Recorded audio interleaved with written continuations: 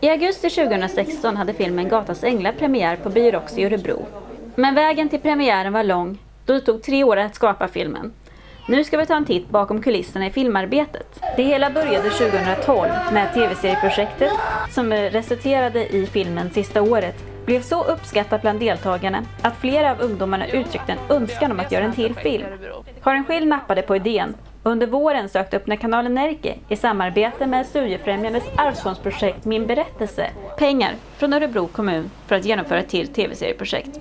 Projektet beviljades 30 000 kronor från Örebro kommun och drog igång i augusti 2013 under ledning av Karin Schill och Niklas Ekholm. Deltagarna i projektet var alla i åldern 14-26 år. Vi började med teaterövningar där ungdomarna fick lära sig att dramatisera olika situationer. Men vadå, han blev vuxen, han klarade sig. Du, han må vara ganska gammal och en grek, men vi liksom bortser från det. Jag är ganska orolig. Jag hade mina syner igen. Vid staket, jag vet inte riktigt. Det var liksom vitt. Och sen så var det så här buskar eller någonting. Vitt, buskar, staket. Exakt. Det säger mig ingenting. Jo, det är något sånt här i New Orleans. Och jag frågade Taylor, men jag vet inte för han fattar någonting. Och sen så pratade jag med Nick också, men jag kan inte med den här familjen längre. Vad ska jag göra? Ja. En grej man skulle kunna göra, det är ju att skita i allting.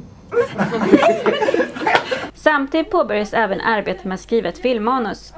Det första vi gjorde var att bestämma vilka ämnen vi ville ta upp i filmen. Gatas Änglar handlar om typ ungdomar, förhållanden, kärlek, drama, alkohol och våld. Det är tonårsproblem. Droger. vad som händer i vardagen. det är högstadiet. Det handlar dels om mobbning och olika kretsar så att säga, att välja mellan. Och det är väl lite ett dilemma där vart man kommer hamna och sådär. Ungdomar som hamnat i fel kretsar. Hur det kan se ut i vissa kompisgrupper och så. Det handlar om droger, det handlar om gäng. Hur nära tror du de ämnena ligger i verkligheten? Ja, det är väl väldigt vanligt i vissa umgängen. Det finns droger och sånt inblandat. Mycket våld. Det händer överallt i Sverige sådana här grejer. Mycket nu för tiden. Om 10 år händer det mer. Efter vi bestämt vad filmen skulle handla om så skapade vi karaktärerna och påbörjade skrivprocessen. Från början var det tänkt att filmen skulle bli 75 minuter och gå att dela i 5 delar. Men ungdomarna tyckte det var så kul att skriva manus att filmen blev betydligt längre än så. Jag älskar ju att skriva, så att för mig blev det ganska naturligt att bara sitta och skriva och få ihop storyn. Så jag tyckte det var väldigt kul att skriva och sen komma överens med andra hur det skulle gå. Och så. Vi samlades ju, manusgruppen. Vi var ju väldigt många författare till manuset i början.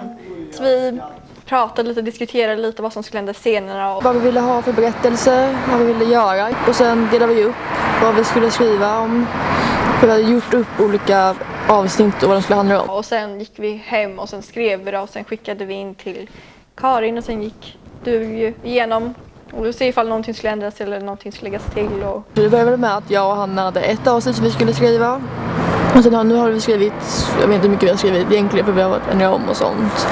Men så har jag skrivit jättemycket.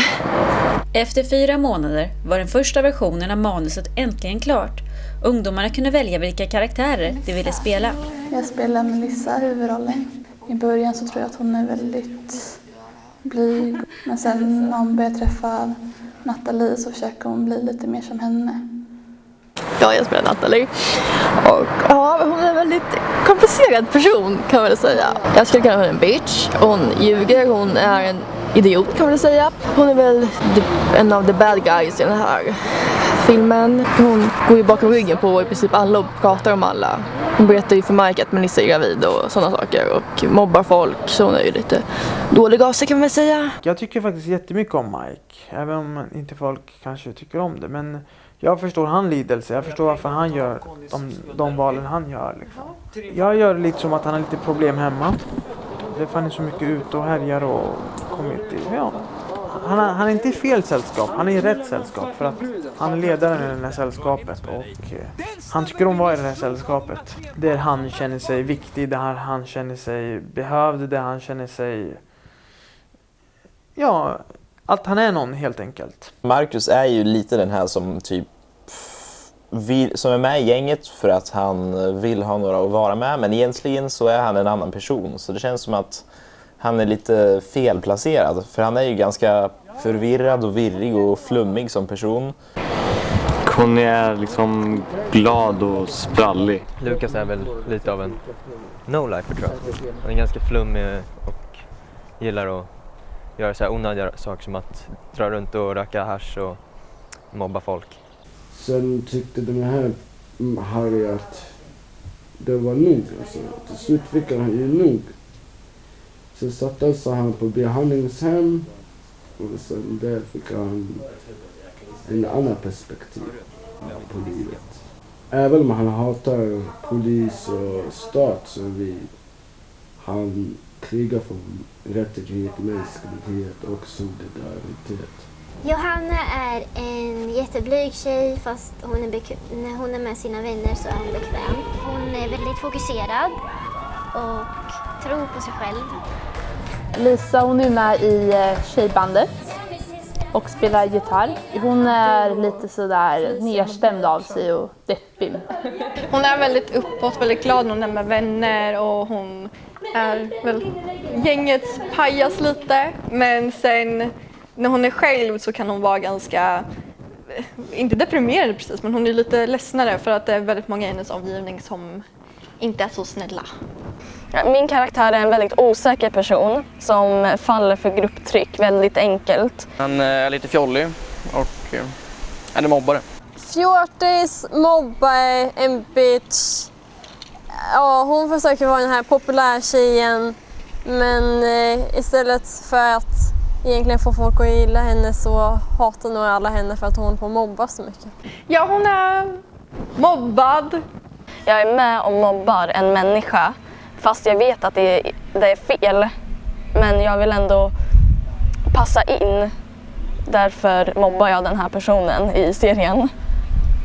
Så en väldigt osäker person som är lite vilsen kanske. Ja, men han är liksom glad och sprallig och liksom försöker inte bry sig så mycket, men sen så hamnar han i skiten i alla fall. Min roll är bråka med en som heter Conny och Marcus. Det är ett problem liksom. Han försöker undvika det, men så blir det så ändå för att han gör dumma saker. Som jag förstår så har de lånat pengar från oss eller någonting sånt. Alltså typ att han känner grupptryck och därför beter sig på ett sätt bara för att de andra vill att han ska bete sig på ett sätt. Liksom i grund och botten så är han ju en väldigt snäll och god människa, men han har ju liksom influerats ganska mycket av sina kompisar som kanske inte är lika schyssta. Ja, han är smart, snäll, visar solidaritet. Orolig, arg. Egentligen är han väl ganska snäll, tror jag. Lite kärleksfull i bakgrunden av hjärtat. Blyg, vänder kappan efter vinden, anpassar sig väldigt mycket efter de personerna hon börjar umgås med och försöker vara cool. Med tanke på de personerna som hon har umgås med så har hon haft det nog rätt struligt, men hon har ändå varit den som har varit ändå lite mer mogen. Hon är lite äldre än de som hon umgås med. Ja, att han har lämnat bara det kriminella livet bakom sig och ser just framtid och vill bli något. Ja, men i en arbetsmarknad skulle inte Mike vara någonting om han ens skulle få ett arbete. Försöka bli någonting och ha liksom börjat fått mål och drömmar och eftersträva det. Det tror jag är min karaktär. Karaktärerna i filmen var även lätta för ungdomarna att identifiera sig med, vilket gjorde det enklare för dem att gå in i sina roller. Det är roligt med när man gör karaktär. Jag gör inga karaktärer. Jag kommer hit faktiskt är mig själv. Och lägger till lite gör jag. Lägger till typ en 2%. Så 98% är mig. 2% lägger jag till att det ska bli lite kontrast till mig själv. Jag menar, jag spottar ju inte privat. Jag mobbar inte folk, det gör jag inte. Ja, men han kontrollerar tjejerna. Jag har absolut inte kontrollerat någon tjej som jag har varit tillsammans med eller något liknande. Jag vet ändå vad som är rätt och fel, var gränserna går och så. Jag är rolig tycker jag. Som privat, det kan man kanske lite se i Mike också. Jag gick också omvårdnadsprogrammet. Jag är också lite blyg av mig. För det kändes som att jag spelade en roll som egentligen inte låg så långt ifrån mig. Det kändes som att hon var liksom en annan version av mig själv, den jag hade kunnat vara om jag inte hade valt att bli journalist. Jag är egentligen inte alls som Mike i någonting. Men det är som sagt, jag lägger till 2% och de här 2% gör mycket i en film. För när vi skrev upp samma roller så testade jag väl att spela de flesta rollerna. Men jag kunde inte spela vissa roller för att det gick emot mig själv. Och jag är så bra skådespelare är jag inte som kan gå emot mig själv. Så det var väl natten var med en utmaning som jag kunde klara av och sen få fram lite av det som jag inte visar för alla andra. Det är typ min dark side. Det var jag som skrev manus och jag tänkte väl alltid att Jessica skulle vara den här som är lite mer mobbad. Så att när jag skrev mobbningsscenerna så skrev jag från egna erfarenheter. Så att på något sätt blev det att Jessica blev lite som jag. Så man kan väl säga att Jessica är en yngre version av mig. Jag känner igen mig för att man blir den här personen som man försöker liksom organisera med alla och man försöker liksom kunna acceptera alla för den de är. Men man vet att det är inte alltid så lätt när man försöker att skapa sig ett liv och skapa sig en karriär eller ett mål eller ha drömmar, så är det inte så lätt när droger kommer i vägen på det sättet. Och när man ser det omkring sig med människor och vänner och man ser att de inte förstår det. Det är det som är svårt. Och jag tror att det är den här Jennifer har också svårt med det. Jag har ju inte varit med någon som har mördat någon direkt, men jag har varit med som grupp typ av som grupp. Många av mina vänner höll på med droger fast jag gjorde aldrig det, utan jag slutade umgås med dem, men många av mina vänner började med det och några av dem lever väl inte idag eller så har de hamnat långt ner i det. Gatans änglar speglar med andra ord sin samtid och har ett budskap om vad som kan hända om man fastnar i ett utanförskap. Filmens handling utspelar sig i en förort där de sociala klyftorna i samhället skapar diverse problem och grupperingar. Det handlar om, som man kan säga, två olika gäng. Så ett lite mer så här, ett struligt gäng som är lite kriminella och lite så. Och sen handlar det om det andra gänget som är ett tjejband då. Det är en tjej som heter Melissa som är nyinflyttad till stan. Blir indragen i ett gäng, med Mikes gäng. Och sen så blir det att hon blir gravid och sen är gången från stan. Det finns också en person som heter Jessica som blir mobbad. Jag har ett tjejgäng i skolan. Hon känner att hon inte hör hemma där. Och hon är med i ett band med några tjejer som försöker slå igenom och lite sånt. Ja, ett par tonåringar som gillar musik.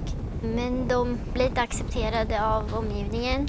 Och vissa har lätt för att falla för grupptryck och hamna fel. Så det är också hur hon klarar sig med mobbningen och hur det löser sig. Och i början försökte de informera Melissa i den processen, men det sker sig när hon blir gravid. Man kan ju säga att det är en film för att folk ska liksom få en insikt över hur det kan bli om saker går lite snett i högstadiet. Om hur illa det faktiskt kan bli, även om man inte tänker på det. Det är faktiskt mycket sant som händer i dagens samhälle. För det finns ju folk som faktiskt är så här kompisgrupper och grupptrycket är väldigt stort där. Och sånt här har ju hänt på riktigt ju. Ja, inte direkt allt men en del. Så då tänker man liksom, ja, varför? De är bara 15. För handlingen är ju liksom vad som faktiskt kan hända om man liksom hamnar utanför i en så ung ålder. För det är ju så, det händer i sådana områden där det är lite klyftor och socialfall är vad det kallas för. Och den handlar om att man inte ska fastna i det negativa och försöka överkomma det negativa till det positiva.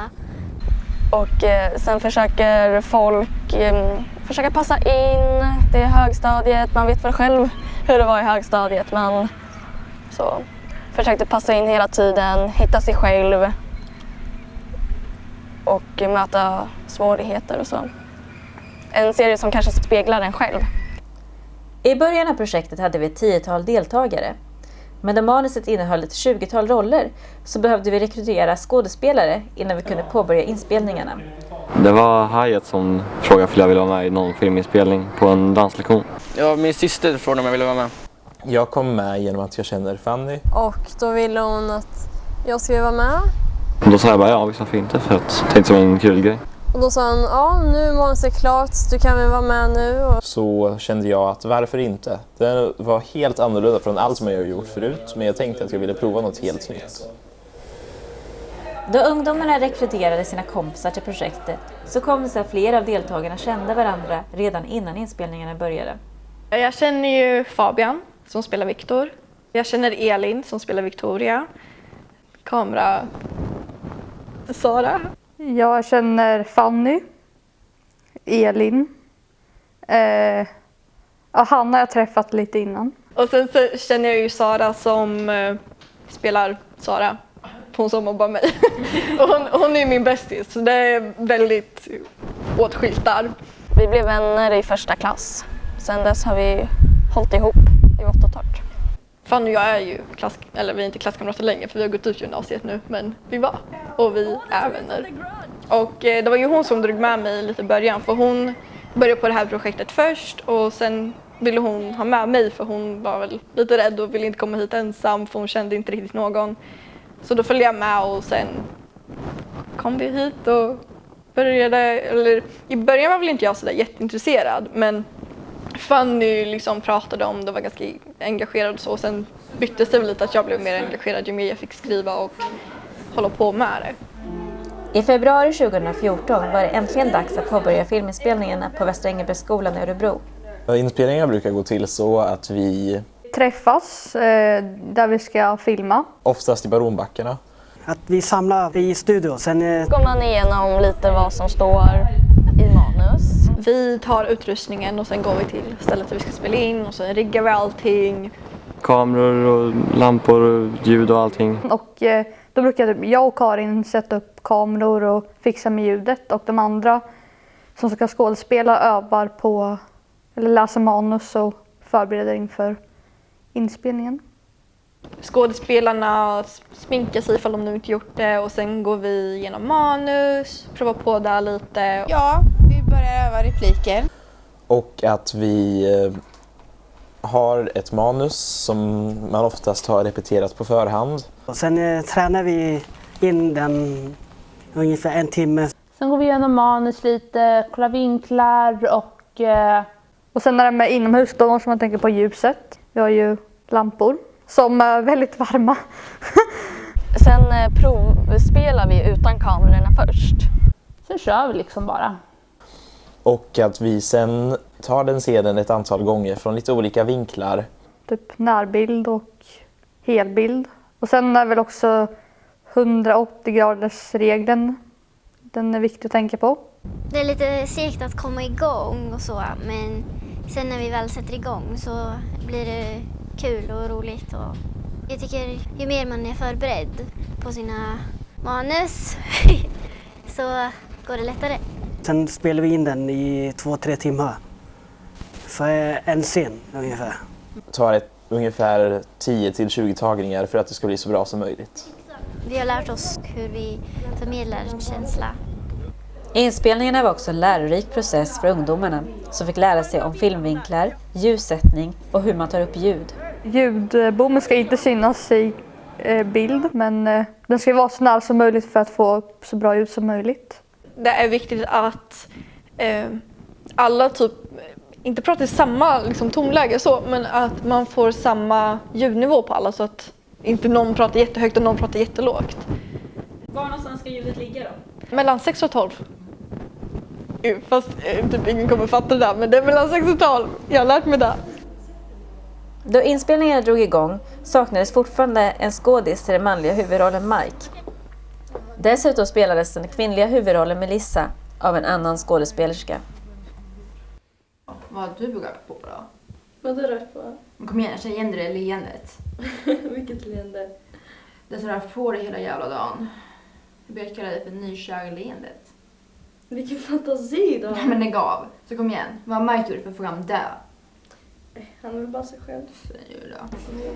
Inspelningen gick till en början bra, men snart uppstod det problem.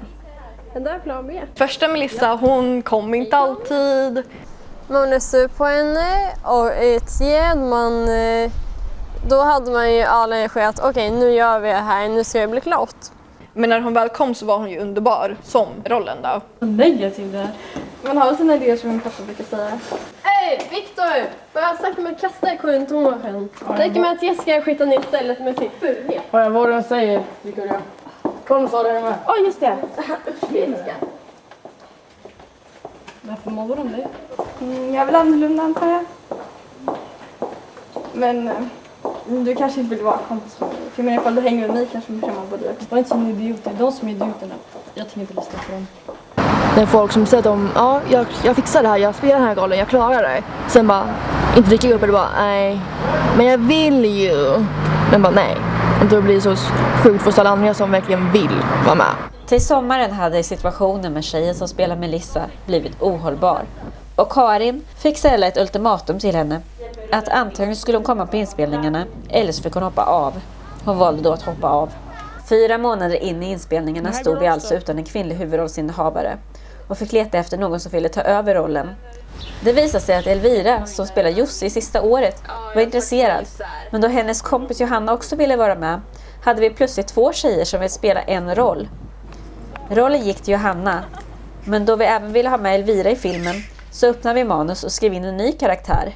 Och på det sättet kom karaktären Jennifer in i handlingen.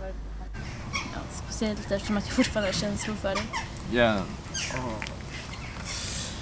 Förlåt. Nej, det är okej, det är okej. Alltså grejen är, jag har typ känslor för dig också kvar. Så, vad gör vi nu? Nej, jag vet inte. Med oss menar jag. Jaha, vänta, menar du att du vill ha ett förhållande igen? Nej. Alltså, inte om du inte vill ha det. I slutet av juni påbörjades inspelningarna på nytt med den nya Melissa. Jag är Natta. Melissa. Men ska du inte Mike med? Alltså om och Kevin ska göra någonting. Så. Men vad är det gilla Mike? Jag lägger av. Nu kommer jag satsa, han är bara kille. Liksom. Jag känner honom både som in- och utsidan så. Go for it, kom igen. Ja, vi får se. Mike slår mig. Jag vågar inte anmäla honom.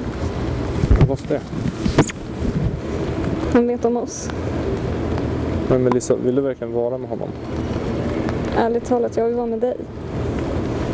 Ja, vad bra för jag typ fixar så vi kan åka härifrån. Till en början gick allt bra och vi beräknade med att vi skulle bli klara med inspelningarna innan hösten. Då Elvira och Johanna skulle flytta från stan för att studera på annan ort. Men i juli uppstod en situation som gjorde det omöjligt att filma Mike och Melissa-scenerna. Han förlorade sin mamma så det blev inte riktigt som jag hade tänkt. Dödsfallet var oväntat och då killen som spelar Mike inte orkar filma något mer på hela sommaren blev det uppenbart att vi inte skulle hinna klart i tid. Så Johanna och Elvira hoppade av filmen. Filmen lades på is för att ge Dan tid att sörja i fred. Men när hösten kom valde även han att hoppa av. Jag fick ju träffa deras ledare Max. Och han sa att det var upp mot 200 000 och mer. Fan, det är skitmycket pengar. Vad fick du göra åt det då? Jag fick ju börja jobba för dem. För att hjälpa honom. Med jobb? Vad menar du? Du vet vad jag menar. Först var det ju bara lite små affärer här och där. Ja. Men sen så blev vapen involverade. Så det blev det blev värre och värre bara. Men ja, då blev vi säkra. Så filmen stod nu utan både manlig och kvinnlig huvudrollsinnehavare. Och med en allt tröttare skådespelargrupp så kändes premiären mer avlägsen än någonsin. Det har varit rörigt, det har varit jobbigt, det har varit kaotiskt kan man säga. Det började bra, sen blev det lite en diff där vi hade massa olika huvudkaraktärer och massa problem bakom kameran. Så det har gått trögt och man har varit lite less på allting. Och sen hade vi hade väldigt mycket problem med att få in folk för att rollbesätta hela serien. För vi har ju väldigt många karaktärer och det var ju en hel del som tröttnade för att så många hoppade av och då hoppade de av och då blev det ännu mer att vi behövde rollbesätta och så. En annan roll som vi också tvingades omrollbesätta var Jessicas kärleksintresse Pontus. Det är det som är bra med livet. Om du säger det så. Jag vill höra säga det. Säg vad då? Att du är unik och att du inte förtjänar mobbning. Ja, alltså. Ja, nej. Kom igen, du klarar det. Nej, det var bara fel. Nej, det kan du inte göra. Inte. Jag bryr mig om det. Problemen med avhoppen gjorde även att Melissas bror Oscar ströks ur handlingen och hans tjej Julia bantades ner i ännu en manusbearbetning. Vi har haft en levande process där vi fått göra om manuset och göra om filmen, så att vad som blev i slutändan var inte vad som var från början. Så att vissa avsnitt har varit mer som att jobba på en tv-serie än en film, för att det har liksom varit en levande process och man har fått ta hänsyn till vad som händer i skådespelarnas liv och vad som händer runt omkring, så att säga, av yttre omständigheter. Så under hösten 2014 var vi minst sagt begränsade med vilka scener vi kunde filma. Men skam den som ger sig. I december kom det in nytt folk i projektet och manuset öppnades igen för att anpassas efter folks avhopp. Rollen som Kevin delades upp i 2 delar, så att en del var Kevin och en annan del var en helt ny karaktär som vi kallade Sebastian. Har du sett Jennifer sen hon kom tillbaka? Nej, alltså hon gjorde mig så jävla ledsen. Hon bara drog sig. Ja, jag vet. Men om jag vore skulle jag skita henne alltså. Hon är största horan. Inte lite väl hård. Nej, jag menar det alltså. Hur länge har inte jag känt dig? Som barnsben. Precis, och vem känner det bäst? Du, Mike. Du är min bästa vän. De nya skådespelarna förde med sig ny energi in i produktionen, men också nya utmaningar, då vi nu hade en skådespelargrupp med totalt olika tidigare erfarenheter i bagaget. Alltså jag har sjungit ända sedan jag var liten och stått på scen. Min stora inspiration var Michael Jackson, som jag kollar på varje dag, hela tiden. Sjung till, dansa till, kolla på hans musikvideos. När jag var liten så gick jag ett år på en teatersak. Jag var väl inte hur gammal jag var, men jag var 7. Alltså jag har ju bara gått en teaterkurs på Tegelbruket. So that's it. Och sen det här. Sen gick jag en kurs på gymnasiet om teater. Jag gick estet, bild och form, och så fick vi pröva på alla andra ämnen inom det. Så jag fick lära mig lite teater och sånt.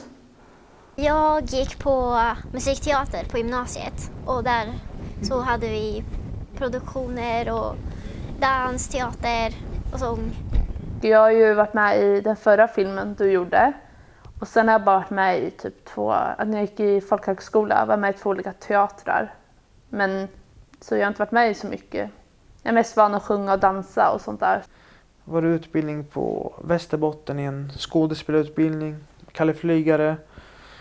Just nu går jag på Åsa folkhögskola och där dansar jag street, inriktning breaking. Jag är filmregissör annars. Jag håller på med egna filmer och sånt.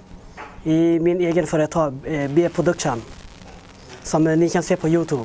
Jag var med i en kortfilm som min kompis hade som sitt gymnasieprojekt. Så var jag huvudrollen i den. Jag har inte skådespelat så mycket tidigare. Det är väl typ mest någon sån där sketch i skolan man har gjort. Jag började på Tegelbruket med Mohammad som spelar Mike. Han är vår teaterlärare, så jag och Albin som spelar Lukas går där. Så det är där jag har erfarenhet. Men jag har ju inte gjort någonting, det här är det första jag har gjort. Senast var jag med i en film som heter Micke och Veronica. Då spelade jag med Isabella och David. Isabella Skorupko och David Helenius. Sen gjorde jag en tv-serie som ska gå på SVT Play. Där jag spelar mot en serie. Jag spelar polis där. Jag spelar en kommissarie som... Serien heter Att få sin mamma gråta. Jag var statist till Maria Lang-filmerna med Ola Rapace och Tuvan och hoppningar om det. Sen har jag jobbat lite på Länsteatern här i 6 månaders kontrakt i en produktion som heter 90% Paradis.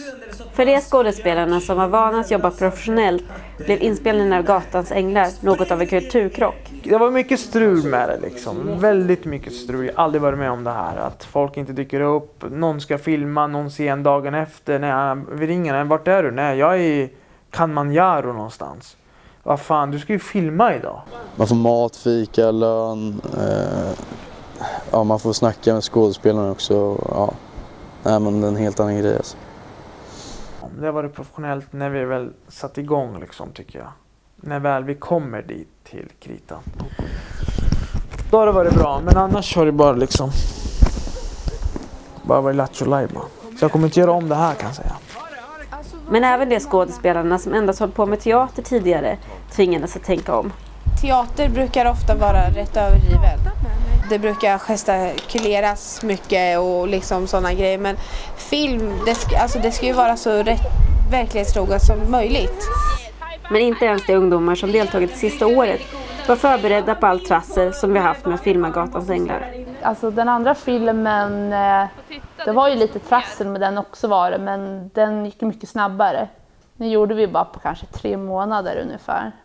Den här har ju tagit mycket längre tid, men annars är det lite samma sak, så här ungdomsfilmer och... I januari 2015 gjorde vi ett nytt och sista försök att starta upp inspelningarna. Med en ny Melissa och en ny Mike hoppades jag att inspelningarna skulle flyta på utan problem. Men efter endast en månad uppstod en helt ny situation. Och sen fick vi då Melissa 3 och det är den som jag har nu då. Och det kändes bättre för hon kom när hon skulle ha sina scener och det kändes som att man kunde åtminstone arbeta med henne på ett lite annat sätt. Dock så var det problem med henne lite med, för hon hade lite mer problem med förhållande som jag antog, eller som jag förstod av situationen. Vi har exempelvis skrivit in en graviditet som inte skulle varit med från början för att skådisen var gravid på riktigt. Så att... Jennifers graviditet kom som en överraskning. Och då hon valde att behålla barnet och fortsätta med filmen, trots hennes ändrade förutsättningar att filma, så skrevs graviditeten in i handlingen. Och Jennifer kämpade på med inspelningarna, fast hon väntade barn. I början gick det ju bra, för då kändes det ju inte av så mycket. Men ju längre tiden har gått och de senaste gångerna har väl varit lite jobbigare, lite tyngre. Och svårt att komma iväg, och sen mådde jag illa mycket i början. Så det var väl lite det, men annars har det gått bra tycker jag. I början av filmen fick vi använda mycket närbilder för att dölja den växande magen. Jennifers graviditet gjorde också att hon inte kunde filma så mycket som det var tänkt, så vi fick minska hennes roll. Den nya situationen ledde också till att kärlekstriangeln mellan Mike, Melissa och Sebastian samt mordet på Sebastian i slutet av filmen fick strykas. Istället utökades Natta och Jessicas roller, så vi fick 3 kvinnliga huvudkaraktärer istället för 1. För att ersätta Nattas kompisrelation med Melissa utökades Victorias roll, och i läxhjälpen kom jag in i handlingen. Lämna mig inte bara för att du blir godkänd, okej? Okay? Klart inte idiot. Hur verkligen skulle stå ut med det var betygen? Jag skulle fan blivit dem för länge sedan. Ja, så gillar vi faktiskt. Det är klart jag är dummare. Ja. Då en stor del av filmningen också skedde utomhus, var vi också tvungna att anpassa vårt arbete efter vädret. Det snör, det blåser, det skapar hinder. Folk kan inte ta sig till platsen i tid. Jag sa att jag komma till 2. Jag vet inte om jag kan. Jag ska min flickvän ut och förstå honom. Men det här skulle ju fan du... Jag vet. Just det där med att folk inte alltid dök upp till inspelningarna var tyvärr ett genomgående problem som vi brottades med under hela inspelningsprocessen och som tröttade ut gruppen alldeles i onödan. En vanlig inspelningsdag är att man cyklar till Berombackarna och väntar ungefär i 2 timmar på att alla ska komma för att det är någon som är sen. Och sen så är det fortfarande inte någon som har kommit. Så då får Karin ringa till den personen. Och då säger den personen kanske jag är i Alperna idag eller vad det nu kan vara. Eller jag är på något helt annat och har glömt att berätta det. Ja, okej, men då får vi skriva om manuset lite så får vi flytta om repliker. Det är ungefär så och sen sen filmar vi och ser vad det blir, tycker jag. Det är många som har trasslat och så utmaningen är ju bara liksom att alla ska överhuvudtaget bara komma hit och vara på plats och så. Att planera in att kunna göra det egentligen, få tid till det, men inget övrigt. En av sakerna är att få ihop så att folk faktiskt som är med i scenen kan filma just ett datum och en tid. Det sämsta är att det finns ju de som inte är så engagerade som vissa andra är. Som drar ner liksom stämningen på hela grejen. Det har ju varit lite problematiskt ibland. Men vi hade någon kille som kom 2-3 dagar och spelade in. Sen ville jag inte vara med någon mer. Jag fick ju övertala dem tills han skulle komma. om ni väl tackar ja till att göra något projekt som tar till, fortsätt med det. Även om ni hatar det, fortsätt. För det blir bara så mycket mer arbete för de som verkligen är kvar för. Så om ni väl vill vara med och ha en roll, så fan fortsätt vara med i sådana här projekt. Så sluta inte, för det blir bara sen som ni hoppar av. Ja, det är väl som de flesta säger att det är folk som har hoppat av. Och det har ju liksom gjort att det har tagit längre tid att bli klara. Men det var inte lika här att man var lika taggad, för man blev trött på att någon inte kom och men mitt i allt hoppa av och man måste ju om massa scener. Det blev man ganska trött på. Det är ju jobbigt också när man har kommit till platsen och sen är det någon som liksom inte har kommit så att inspelningen blev inställd. Det var det jobbigaste. Många vill ju bli skådespelare, men de vet inte vad de ger sig in på. Det är så alltså. Man måste hålla tiderna, man måste komma förberedd och förstå varför man gör vissa saker. En viktig del av att skådespela är att man gestaltar någon annan än sig själv. Och för att göra detta på ett trovärdigt sätt är det viktigt att man vet vem ens karaktär är och hur dess relationer till de andra karaktärerna ser ut. Melissa, det är ju min tjej. Och deras relation är väl mycket att hon försöker visa sig cool typ inför honom. Och sen vågar inte säga emot honom. Mike är där lite komplex genom att han vill ha kontroll över henne hela tiden. Så fort han tappar kontrollen så måste han ta tillbaka kontrollen. Genom att han kallar henne fula saker hela tiden. Som en storm. Den är väldigt fram och tillbaka. Och Melissa är som sagt väldigt blyg och är ny och vet inte riktigt hur hon ska bete sig. Och så träffar hon Mike och tror liksom att det blir hennes verklighet. Så han vill ha kontroll där med henne. Kunna kontrollera henne. Conny och Natta. Conny är ju säkert jättekär i Natta. Och Natta är väl egentligen kär i Conny också, men hon vågar ju inte erkänna det. Hon vågar ju inte erkänna för någonting vad hon egentligen tycker och tänker. För att, hon tror ju att alla skadas på grund av henne eftersom de egentligen gör det. Fast inte så indirekt kanske. För att hon är osäker på sig själv och då blir det att det går ut över alla andra. Jag vet inte så jättemycket om dem faktiskt i filmen, hur deras relation är, men lite från och till kan man säga mest. Men så Natta och Victoria, de kommer väl säkert umgås mer efter, som Victoria har hjälpt Natta att klara skolan. Eftersom Natta inte vågade gå dit för alltså hon vill ha sin roll som bad girl. Min karaktär tycker om Natta. Och de är lite sådär, lite kära. Men även där vill han ha kontroll över henne och bestämma över henne. Och få henne som han vill då. Han har en kontrollbehov som han vill styra hela tiden.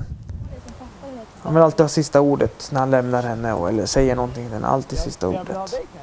Alltså det är väl lite sån här lite bad boy, att hon tycker att han är lite cool. Man kan säga att hon vill ju vara med i gänget, så vill det känns som att det ska vara hennes roll att vara ihop med gängledaren. Att det ska vara hon ska vara den här blonda bimbon längst med Big Bad Guy eller någonting. Det är det som hon tycker, och sen är det för att straffa sig själv efter vad som hände med hennes syster och liksom sånt. Så hon inbillar sig själv att hon älskar honom fast hon egentligen inte gör det. Sen blev det väl lite där med att vi fick göra Jessica-rollen lite större och fick se lite mer av hennes mobbning, och då blev det ju så att Pontus skulle vara med och då skulle han hjälpa henne lite. Att, inte komma över mobbning, men alltså hjälpa lindra sorgen och aggressioner och sånt som hon fick över där. Det är också komplicerat. De var ju kompisar när de var små. Eller det var väl typ 7:an eller någonting. Jessica berättade för rektorn om vad Natta höll på med. Och då tog det ju i helvetet. Natta började ju mobba Jessica efter det för att hon tyckte att Jessica hade gjort fel. Som sa till. Fast Jessica bryr sig bara om Natta.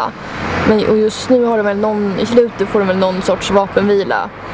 Alltså de gillar ju inte varandra, men alltså, på sätt så gör de det. De tycker fortfarande om varandra som kompisar, men det är ju komplicerat. De har ju så mycket historia bakom dem. Så förhoppningsvis kan de väl få upp någonting, men det vet man inte än. Det får man se. Ni får inte se det, för det kommer inte finnas något mer efter slutet. Men någonstans kanske de blir vänner igen eller något, eller så blir de inte det. Att gestalta att man har en helt annan relation till en person än i verkligheten var också en utmaning för Hanna, vars bästis Sara spelade en av tjejerna som mobbade henne i serien. Så fort scenen är klar eller någonting så kommer hon alltid fram och hon bara förlåt, det var inte meningen, det står i manus och jag säger inte att det är lugnt, det var jag som skrev det, jag vet. Men hon försäkrar mig alltid om att hon tycker om mig mellan scenerna när hon kan. Så det är inte så annorlunda egentligen, för jag vet ju att hon inte menar de elaka orden. Några av ungdomarna tyckte även att det fanns andra utmaningar med att skådespela. Ja, att säga något man inte har skrivit själv. Eller vill säga. Men framförallt så har jag försökt sätta mig in i min roll som Marcus och försökt att inte vara Vincent utan faktiskt vara Marcus under inspelningarna. Alltså det är att kunna fokusera på den handlingen som faktiskt är. Att kunna bygga om sitt medvetande till att bestämma att så här ser verkligheten ut. Inte så här som jag är van vid, utan det finns de här människorna som jag känner och vi håller på med det här och så. Och det är ju grundläggande i skådespeleri, men det är svårt faktiskt. Och inte blev det lättare av att vi ibland fick spela in en scen vid olika tillfällen på olika platser. Så det är jag som ansvarar, fattar ni? Åh, du stor. Alltså det går inte, jag hör mig själv. Trots alla utmaningar och svårigheter som vi stötte på under inspelningsprocessen så kämpade ungdomarna vidare då vi alla jobbar mot att färdigställa filmen. Processen har ju gått, vissa delar har ju gått otroligt bra, typ när vi skriver manus och sådana saker. Alltså teoretiskt har ju allting gått bra. Det är bara sen när vi ska få hit alla personer som ska filma som det har varit kaotiskt. Men det är nog det som har varit det största problemet med serien, just att få roller och skådespelare. Nu vet man ju att vi har inte mycket kvar, ingen får hoppa av och nu är man liksom taggad till att men nu är vi klara här. Vi är ju klara strax så det är ju skönt där. Så att vi ändå kommit i mål kan man säga på något sätt, även fast vi har fått ändra lite från originalet. I oktober 2015 kunde vi äntligen filma de sista scenerna. Inspelningarna var nu över, vilket firades med en hembakad chokladtårta. Inspelningen kom alltså att ta mycket längre än först beräknat. Och totalt tog det 1 år och 7 månader att filma in allt. Men den långa inspelningsperioden och de svårigheter vi mötte längs vägen förde även med sig att ungdomarna som deltog i projektet blev en sammansvetsad grupp som hela tiden jobbar mot ett gemensamt mål. Jag tycker om den här gruppen, väldigt härliga. Typ alla liksom roliga och glada. Skitschyssta hela allihopa. Ja, det är möge. Helt fantastiska människor. Alla pratar med alla är sams. Jätteduktiga då. Ja, vi hjälps åt och... Det har varit väldigt bra personer som är med, väldigt snälla och öppna. De är härliga personer, allihopa. Och det har varit roligt att umgås eller jobba med olika sorters människor. Det är ett väldigt härligt gäng att arbeta med för det är alltid en bra stämning även ifall man är lite halvtrött eller halvtjurig. Det är alltid någon som försöker pigga upp en eller prata med en så. De jag har jobbat med tycker jag faktiskt om. Vi brukar höras på fritiden till och med om man ska gå ut eller någonting. Bara fråga hur läget är. Ja, gruppen, jag tycker om gruppen. De är väldigt trevliga allihopa, ödmjuka, snälla. Sådär. Och det är det som är A och O i det här. Man ska kunna fungera med varandra. Jag tycker det är bra. De kämpar i alla fall. Och som jag förstår att så alla är under 26 och har inte, alltså de är inte proffs, men de kämpar på. Så sjukt många personer som har kommit och gått. Så det är ju det som har varit jobbigt mest. Alltså gruppen som jag har varit just nu är väl helt okej. Och som vi började var också helt okej, men sen blev det ju lite svajigt. Men alltså det funkar.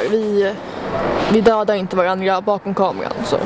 Vi hade lite otur i början med att vissa av huvudkaraktärerna inte kunde vara med längre. Men jag tror att det blev faktiskt bäst så, för det som hände istället när några hoppade av var väldigt bra, tycker jag. Så jag tycker att det är en väldigt bra grupp och det är bara de bästa och de som verkligen vill göra det här som har stannat. Ja, den har väl varit spännande att träffa nya människor som jag inte i vanliga fall kanske skulle umgås med.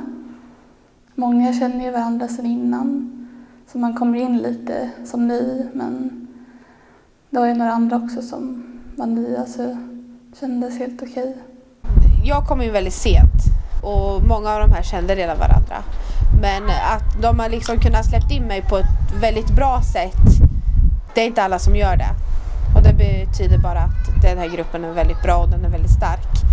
För att genomföra ett filmprojekt som detta så krävs det även engagerade ledare som inte ger upp i första taget. När projektet började var vi 2 ledare, men efter endast ett halvår slutade Niklas Ekholm i projektet då han återgick till sin tjänst hos Länsteatern. Detta innebär att Karin Schill blev ensam ledare för gruppen under resten av produktionen. Jo, jag tycker det har varit bra. Du är bra. Ja, det är väl bra. Jo, jag tycker du är bra. Du är jättebra. Mycket bra. Tar ansvar, stort ansvar. Och sköter ett snyggt. Ja, du är en bra ledare.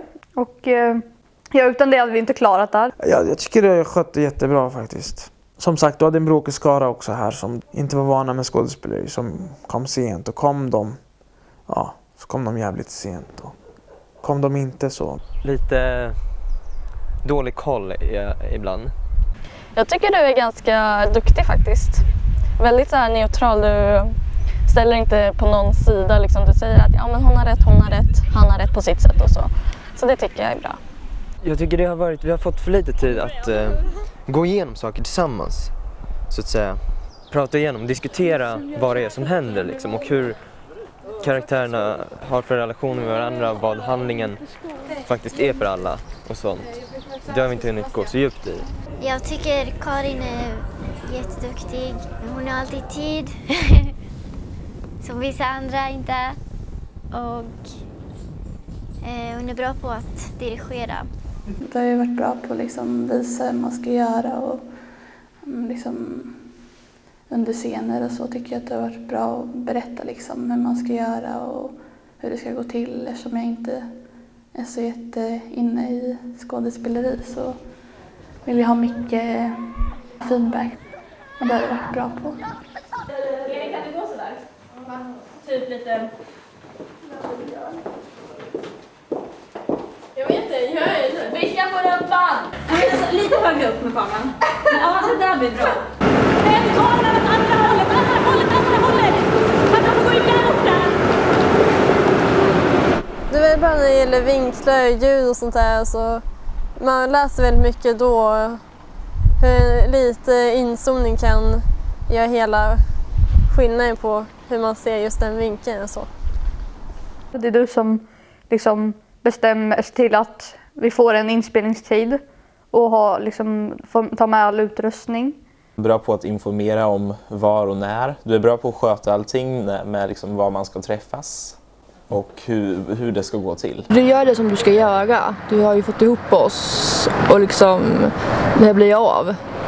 Och du försöker göra ditt bästa när vi ska filma och ställa upp för oss och sådana saker och försöker få till de bästa vinklar och allting. Du har också hjälpt till ganska mycket med liksom vem som ska göra vad under inspelningarna. Du är en ung själ. Och du går att komma överens med. Du går att prata med och typ allt. Ja, att du peppar oss och liksom... Ja, se till att det blir något liksom. Du har haft en stor roll det här. Få ihop det. Du både klipper, du både regisserar, du hämtar utrustning. Du har skött det jättebra alltså. Jag hade nog inte orkat med liksom. De här projekten som du har haft om liksom. Det har märkts att du har varit väldigt... Du har velat där, det är det i alla fall. Det har jag märkt. Du är en väldigt bra ledare och du försöker få saker gjorda och sen när vi andra skämtar runt och håller på och gör saker som vi kanske inte borde så du tappar ju aldrig temperamentet så sätt utan du står uthärdar. Även fast det går dåligt så försöker du få alla till baronbackarna och göra klart det även om det inte blir jätteeffektivt ibland. Jo, jag tycker om att jobba med dig. Vi har jobbat i många år ihop så jag trivs med dig. Du är snäll och du peppar en och tror på en och så. Det betyder mycket. Ja, du har varit min ledare sedan 2008 så det funkar jävligt bra. Du är en bra ledare där du. Jag tycker 5 av 5 Mohammed får du. Då Karin Schill även var filmens regissör och producent föll huvudansvarig för att avsluta produktionen även på henne. Många har sagt till mig under den här processen, jag har jobbat med den här filmen i 3 år och det har haft ganska mycket strul. Och folk har sagt till mig, skit i det här, strunta i det, hitta ett annat jobb, gör något annat. De skiter i ungdomarna, de skiter i dig. Men det känns ändå som att man liksom har fortsatt med det här, för man har ju liksom haft en dröm om att man ska göra en film. Och man har haft en dröm om att man ska bli klar. Och man har liksom också känt att de ungdomar som har varit med i det här, att jag tror på dem. Att jag tror att de kan fixa det här. Och jag tror att de kan göra en film. Och jag liksom vet att det kan bli ett bra slutresultat. Jag har hela tiden känt att man har haft en bra story. En story som är värd att berätta. En story som säger någonting om sin samtid. Och den här filmen helt enkelt är värd att göras. Efter inspelningarna avslutades återstod gigantiskt redigeringsarbete innan filmen kunde ha premiär. Ungdomarna erbjöds att ta del av processen, men endast Sara och Evelina valde att prova på att redigera några scener. Ja, det var kul, men det tar väldigt lång tid. Och det är ett tufft arbete, men när man väl blir klar så är det liksom kul att se hur det blir. Så var vi tillbaka på premiären och filmprojektet avslutades så som det började med ett 10-tal hängivna ungdomar som nu kunde ta med sina anhöriga till Beiroxy för att visa dem resultatet av deras hårda arbete. Det var kul att träffa dem som var där. Sen är det ju lite som det hela produktionen, att man har vissa personer som var ganska... Att de kom inte så mycket när vi hade inspelningar och man fick kämpa ganska mycket för att få folk på plats och ringa runt och tjata och greja. Och nu blir det liksom som att på filmpremiären så hade man ju önskat att alla skulle vara på plats, men det var jättemånga som inte kom. Om vi säger att vi var runt 20-30 pers som höll på med det här, så var det ju typ kanske 10 som var på plats. Sen så var det kul att de 10 som var där tog med sina anhöriga och att de liksom fick se filmen på stor duk, för det tycker jag verkligen de förtjänade. De har ju liksom jobbat jättemycket för det här. Premiären gick bra och de flesta av ungdomarna verkade nöjda med slutresultatet som det såg på vita duken. Även om det fanns saker som hade kunnat gjorts bättre. Jag skulle vilja att det var bättre ljud i den, men vi har ju haft 2 olika ljudkällor istället för en. Och det känns som att det är lika viktigt att man ska ha samma ljudkälla som samma kameror för att det ska bli ett bra slutresultat. För att om man har olika ljudkällor så kan det bli väldigt varierande ljud. I vissa scener så har vi bra ljud som är lånat från Film Örebro län. Och vissa scener har vi en recorder som tar upp blåsigt skitljud. Efter premiären återstod bara ljuddubbning av blåsiga scener och redigering av extra material. Och medan Karin fortsatte att redigera så gick ungdomarnas liv vidare. Mina framtidsdrömmar är väl fortsätta med musik, skriva och producera med folk som är lika som jag. Gå klart skolan till att börja med. Jobba lite, sen ska jag iväg till Australien en sväng och sen får vi se vad som händer. Ska jag kanske plugga någonting till hösten, men jag vet inte vad. Men jag har väl tänkt att plugga vidare till hösten och jag tänkte gå socionomprogrammet. Nu blir jag ju mammaledig. Sen blir det en helt annan inriktning på universitetet. Ja, som ni vet, jag har ju sålt glass nu under sommaren också här. Ända i Sverige som en glascykel som jag säljer skopglass ifrån. Så nästa sommar kommer jag göra det också. Och köpa mer cyklar kommer jag ha. Nu går jag en linje som heter vänskap inom turism. Eller ja, en kurs, det är 1 år. Så det är typ baskunskapen till om man ska hålla på med jobb som är inom typ turismkategorin, eller till exempel om man ska jobba på en restaurang och typ servera. Så det blir något sånt jobb antagligen. Så teatern jag fick faktiskt en roll till här på Länsteatern här om en månad. Jag har fått en liten roll där. Ska vara med i någon ljusshow på Länsteatern som ska filmas in då. Kommer premiär om 2 månader. Några av mina drömmar det är ju åka på såna här konstiga resor som ingen annan vill åka på. Jag skulle vilja göra en jorden runt-resa. Man ska alltid ha drömmar. Det är det som är det viktiga. Och även de små är lika viktiga som de stora. Kanske jobba som musikalartist. Sen till slut öppna en egen stor academy med musikdans i Libanon kanske. Drömmarna är stora och förhoppningarna de är större, men framtiden kommer att bli mäktig, tror jag. När vi nu ska blicka tillbaka på projektet kan vi även konstatera att det gett ungdomarna en hel del erfarenheter att ta med sig i framtiden. Jag har filmat. Jag har skådespelat. Jag har skrivit manus. Tagit hand om ljudet. Skådespelar. Liksom tagit upp ljudet och filmat och varit med lite med idéer till manus. Och så har jag hjälpt till mycket runt omkring med kameror och ljud och lite sånt där. Ja, jag tycker det har varit en kul grej. Och man har fått se hur det ser ut bakom kameran. Alltså, det är en annan sak att se på en film än att liksom filma. Jag tycker alla har varit duktiga här. Även de som sitter här som jag har jobbat med. De som har kommit på manuset. De som håller kameran, de som håller ljudet. Det får man ju inte glömma, va? Jag har varit med och skrivit manus, delar av det. Sen har jag varit med och filmat lite, tagit upp ljud lite. Och sen har jag skådespelat såklart. Så vi har väl gjort lite av alla delar kan man väl säga. Jag har hjälpt till lite med kameror men jag är inte så bra på det. Så jag gav upp det här ganska snabbt.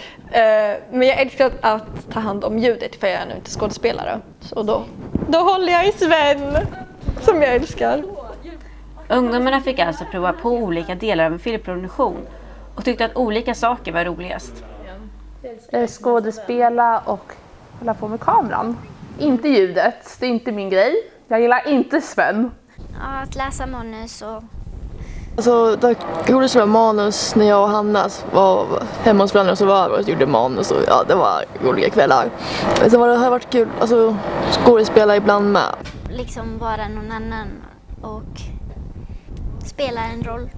Jag tror att manusarbetet var roligast i början när jag och Hanna hade våra fina övernattningar. Jag tycker ju om att skriva, så manus har varit väldigt roligt att göra. Men det har varit väldigt kul att skådespela också. För man får ju liksom helt annan syn på det. Men jag älskar ju att hålla i ljudet med min lilla specialitet. Så det älskar jag definitivt. Så jag vet inte, jag skulle nog säga lite allt. Det roligaste med film överhuvudtaget är att det är roligt att vara en del av en gemenskap. Att göra film är teamwork. Man blir ett team och man jobbar mot samma mål. Och man har liksom roligt tillsammans när man träffas. Det är liksom alltid en bra stämning när man är på plats, känns det som. Och folk liksom är glada, de är peppade och man har, det är kul helt enkelt. Det är kul att jobba med film. Och det här tyckte ungdomarna var det bästa med projektet. Ja, att få vara med på film. Alla folket. Jag tycker om manuset. Att få lära sig att stå framför kameran, tror jag. Nej, men det blir ju lite som en alternativ verkligheten. Som en kontrast mot mitt vardagliga liv, så att säga. Jag tycker om när vi väl börjar arbeta, när vi är alla här på plats. Och det tycker jag om. Det var det professionellt när vi väl satt igång, liksom, tycker jag. Det är ju väldigt kul när det går bra och jag gillar att... Jag vet inte, jag har blivit väldigt engagerad och det passar mig. Och det är roligt att... Alla bloopers till exempel och att man får träffa nya människor. Det är häftigt att kunna se hur de uppfattar sig. Det är nog det som har varit det bästa. Att få träffa nya människor och få göra det här tillsammans med dem. En annan positiv effekt av projektet var att ungdomarna fick nya kompisar under inspelningarna. Sara lärde jag typ känna typ under. Jag tror första gången jag träffade henne var på en inspelning, tror jag. Jag och Felicia kom varandra väldigt nära i början. Sen har jag blivit bra vän med Evelina.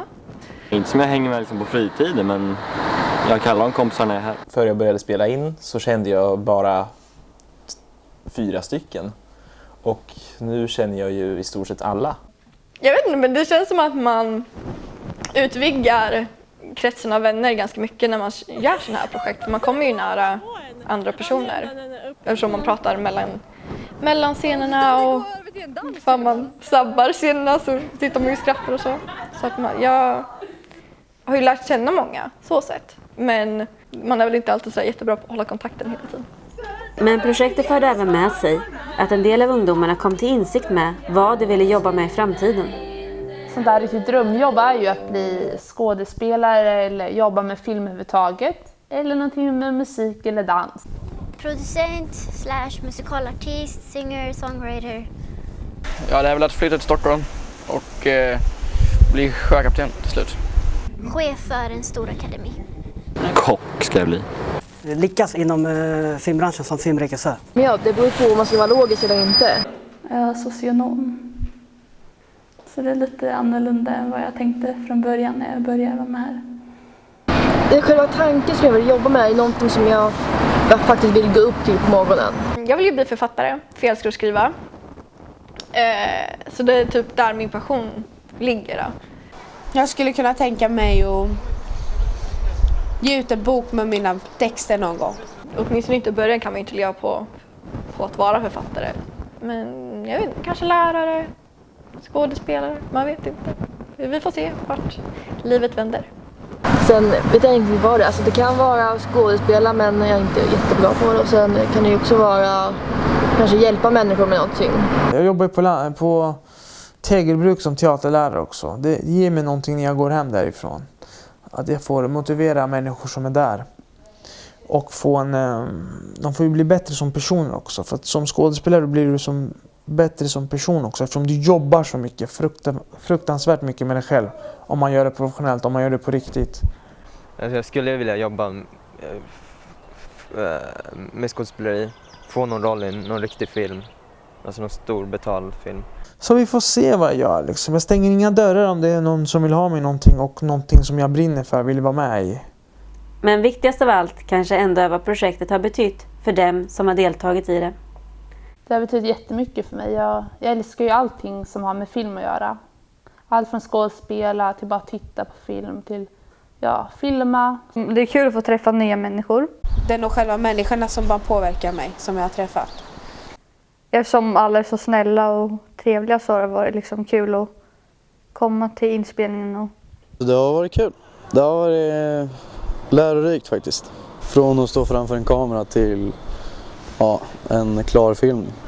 Det har varit väldigt spännande tycker jag att få jobba med film och liksom få sätta sig in i en roll som inte är mig själv.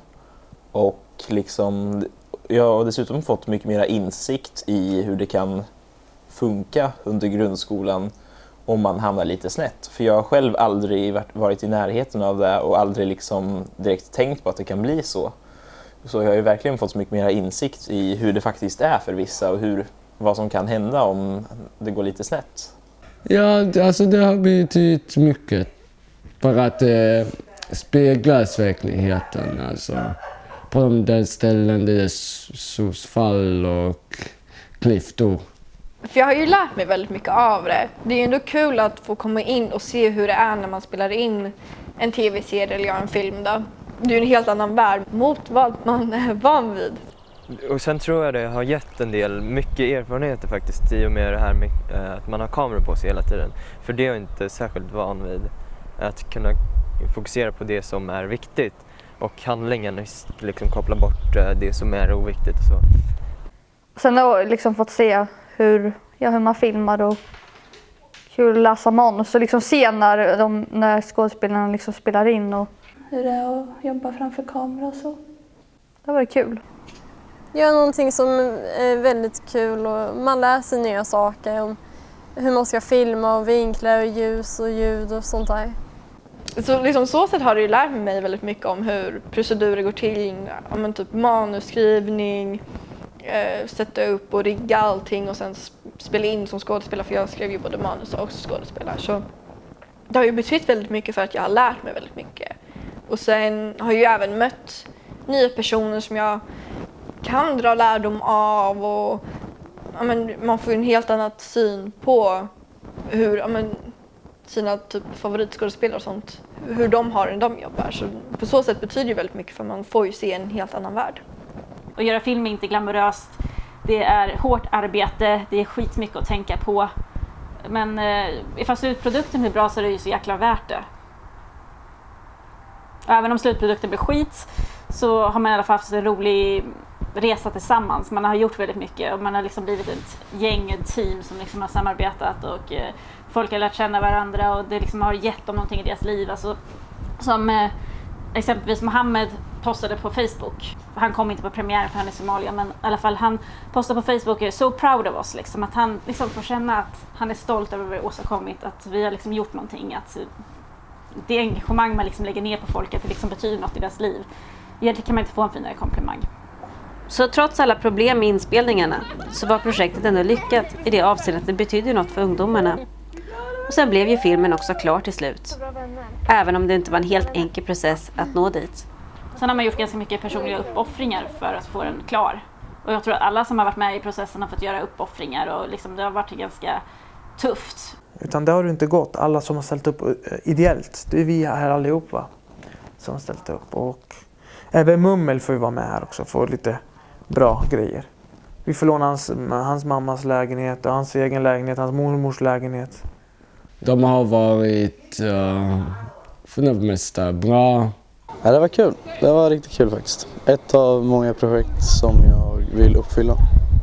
Bara att det har varit jättekul och härligt gäng och sådär. Det här var svinkul. Det har varit roligt. Tack, det har varit kul att få vara med.